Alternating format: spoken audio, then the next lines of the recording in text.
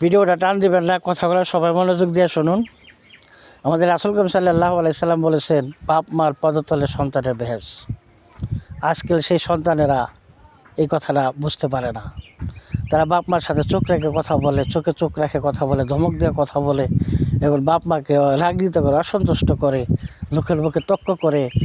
এই ধরনের সন্তানরা বাপ মার পায়ের নিচে সন্তানের ভেষ, এই কথা তারা ভুলে যায় এবং তারা ওই মর্যাদা হারাই ফেলায়।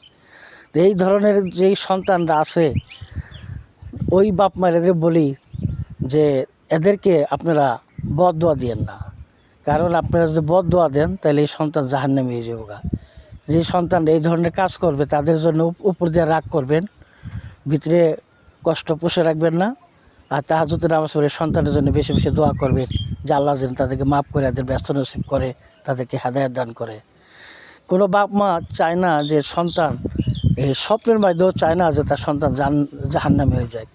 তো ওই বাপ মারা যেন এই কথাটি মনে রেখে কোনো সন্তানের জন্য বদদোয়া না দেয়, তাদের জন্য বেশি বেশি দোয়া করে। আর ভিডিওটা সবার কাছে শেয়ার করে দিবেন ওই সন্তানের জন্য যারা বাপ মার অবাধ্য, তারা এই কথাটা যিনি স্মরণ করতে পারে। আর যেই বাপ মা মনে কষ্ট পুষে রাখে, ওই বাপ মা যেন জানতে পারে যে না, মনে কষ্ট পুষে রাখলে বা এই সন্তানের প্রতি বদদোয়া লাগবে, তাদের জন্যে আল্লাহর কাছে দোয়া করতে হবে। ধন্যবাদ। কথাটা মনে রাখবেন এবং শেয়ার করে দেবেন।